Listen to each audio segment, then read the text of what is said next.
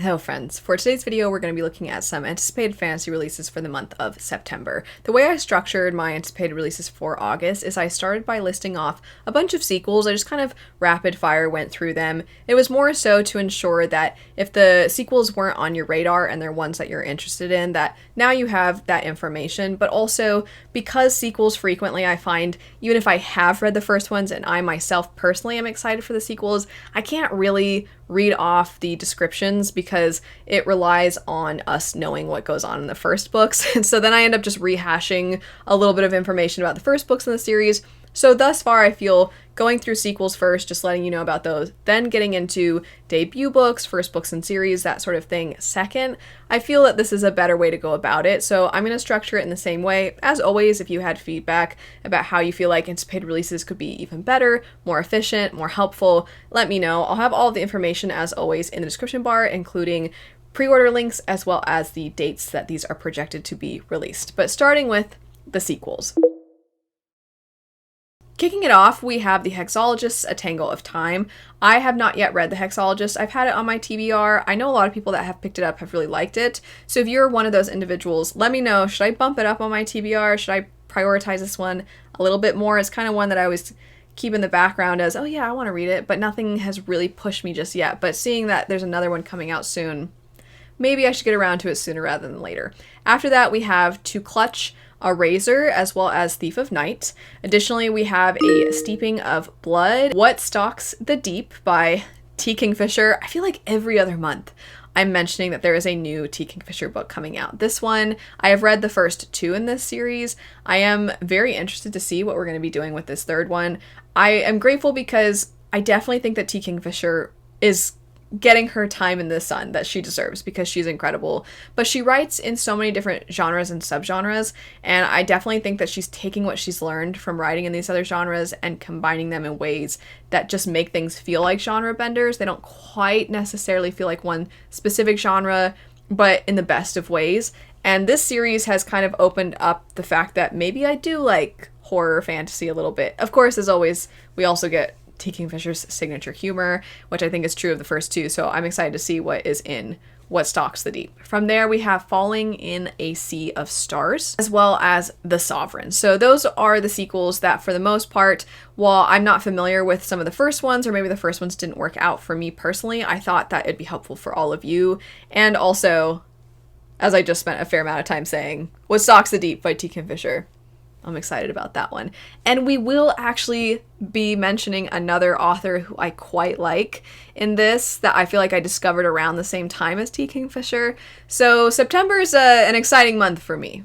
And on that note, let's jump into the other books. Kicking it off, we have Honeyeater right at the beginning of September. It's scheduled for September 2nd. This is going to be put out by Tor. And I do want to note, in case you go to search this one, Honeyeater is one single word, not two, because when I went to reference back to it later, the search engine couldn't find it. So once I combined the words, I realized it's one single word. But regardless, the description for this one says that it is a richly imagined dark fantasy that pulses with the beautiful destruction of a town reclaimed by the natural world. Subtropical Belworth is founded on floodplains and root-bound secrets, and Charlie, remarkable only for vanished friends and a successful sister, plans to leave for good just as soon as he deals with his dead aunt's house. Then Grace arrives, desperate, with roses pressing up through her skin, and drags Charlie into the ghost-choked mysteries of Belworth, uncovering the impossible consequences of loss and desire, and a choice Charlie made when he was a boy. But peeling back the rumors and lies that cocoon the suburb disturbs more than complacent neighbors and lost souls. And Charlie and Grace are forced to a decision that threatens not only their lives, but all they believed those lives could be. I have to say, I don't know what it's called because I didn't know this was a fear of mine until I tried reading a book by Tasha Suri.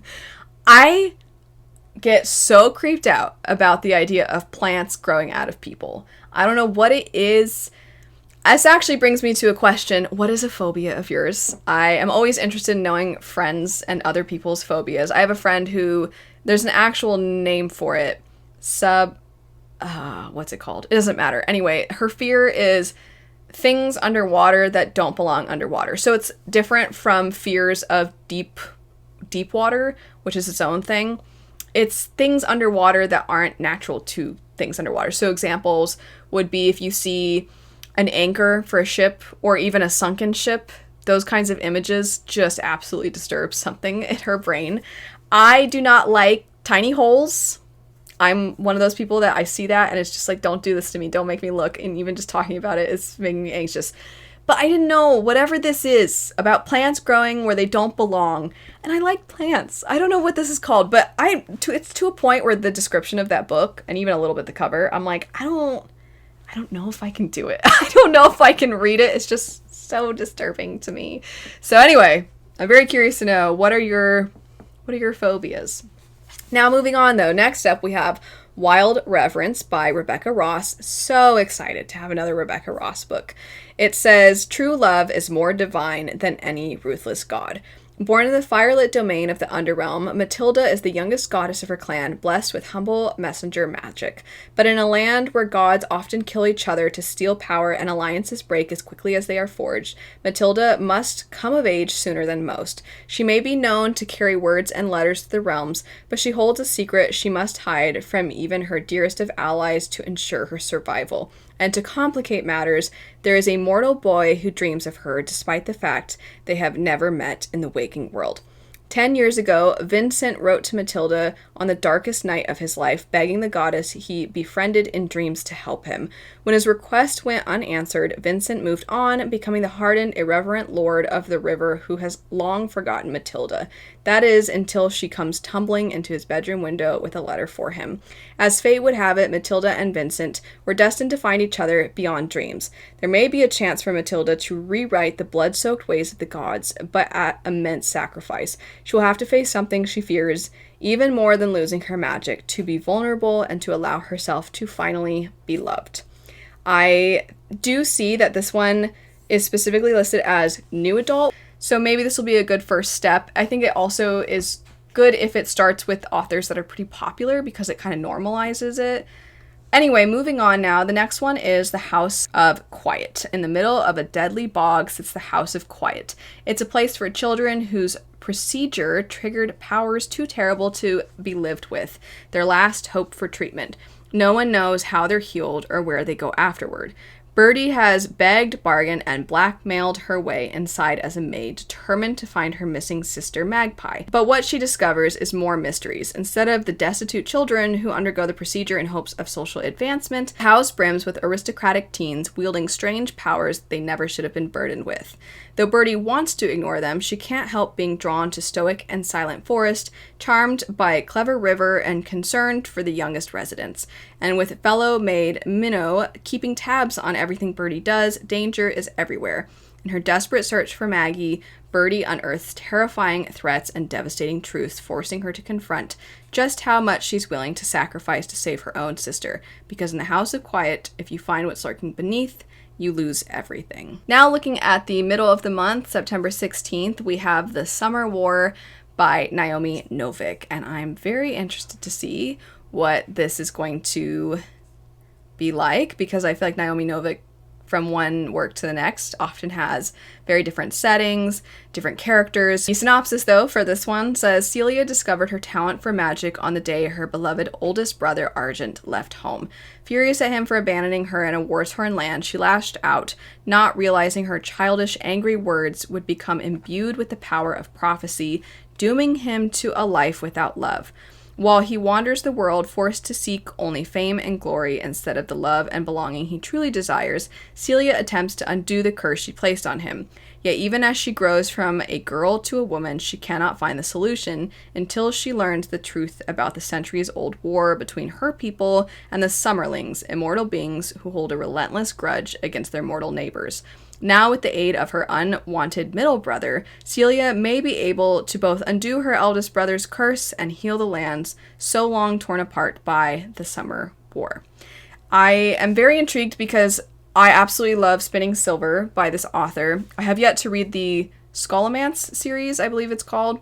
And then Temeraire, of course, is very, very different, alternate history, with the Napoleonic era as the setting. This one feels a little bit like a return to the more folklore type works. And Spinning Silver having been not just one of my favorite things I've read by this author, but also one of my favorite standalones, I have high hopes for The Summer War. I hope I'm really going to like it. After that, we have Among the Burning Flowers. I don't have this one listed within the sequels category because from what I understand, it's not necessarily a sequel to the other works in this world. Priory of the Orange Tree being the first one that was released. I know that people love that one. They love the other book that came out in this world. I know the author has commented in more detail about how it's connected.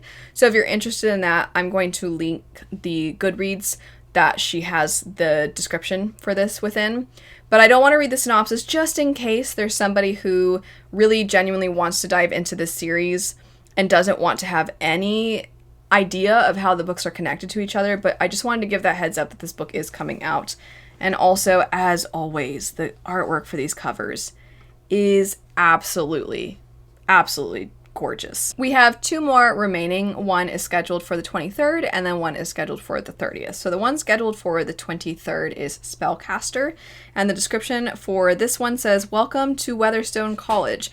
Don't walk the halls late at night, don't disturb the ancient magic, and don't under any circumstances ever trust a spellcaster. When my magic bloomed at 22, the last thing I expected was to receive an acceptance letter to the most prestigious witch college in the world.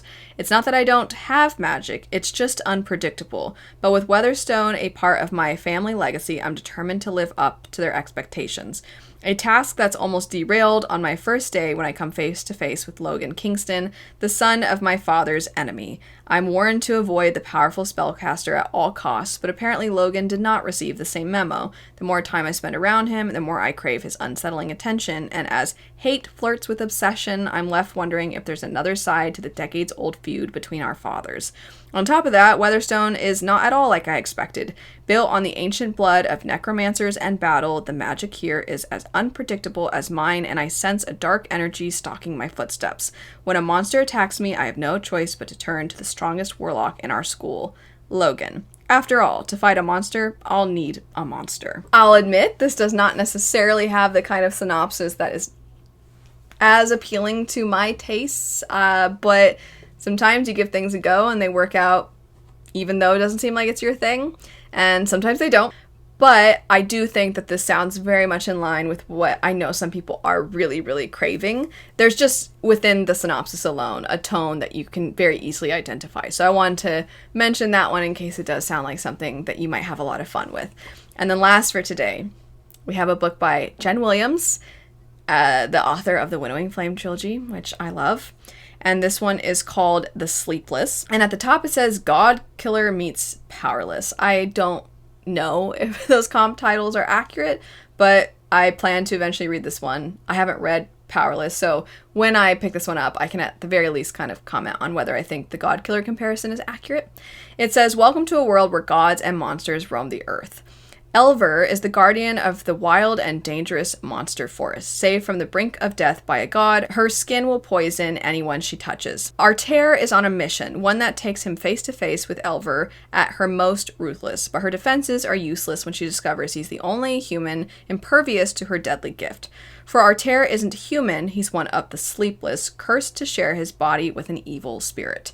Lucian inhabits their body while Arter sleeps, and he is hell-bent on manipulating Elver for his dark purposes. But Elver is harboring secrets too, and she has her own reasons for feigning an alliance with these two souls. Caught in the crossfire of gods, monsters, and a dangerous magic they can barely understand, it is only a matter of time before the paths the 3 of them choose to take will set alight the very foundations of their world." That one's currently listed as young adult, which is different from the previous works by this author that have come out, so I'll be curious to see how this author does with that age range. I'm going to check it out regardless, though, because I love Winnowing Flame so much, and I'm excited that this author is getting more books out. But in general, that's it for some anticipated releases for the month of September. Feel free to chime in if I didn't mention one that you definitely think deserves to be hyped up for people to put on their radar. Thanks so much for watching, though. I hope you have a great rest of your day, and I'll see you later. Bye.